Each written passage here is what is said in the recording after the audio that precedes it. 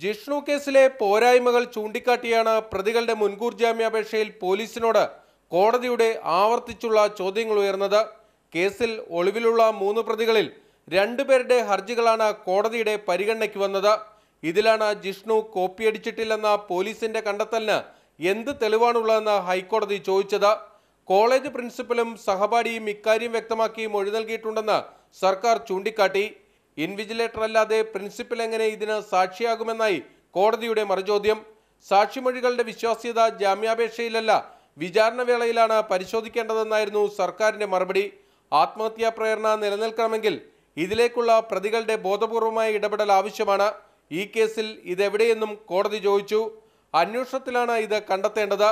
ഇതിന് പ്രതികളെ കസ്റ്റഡിയിലെടുത്ത് തെളിവ് ശേഖരിക്കണമെന്നും സർക്കാർ അറിയിച്ചു. ഒളിവിലുള്ളവരെ കണ്ടെത്താൻ സർക്കാർ ഇനാം പ്രഖ്യാപിച്ച സാഹചര്യത്തിൽ ജാമ്യാപേക്ഷയിൽ തീരുമാനം വരുന്നതുവരെ അറസ്റ്റ് തടയണമെന്ന് പ്രതികൾ ആവശ്യപ്പെട്ടു. പ്രതികളെ മുന്നിൽ കണ്ടാൽ അറസ്റ്റ് ചെയ്യുമെന്നും മറിച്ചൊരു ഉറപ്പും നൽകാനാവില്ലെന്നും പോലീസ് കോടതിയെ അറിയിച്ചു. മാതൃഭൂമി ന്യൂസ്, കൊച്ചി.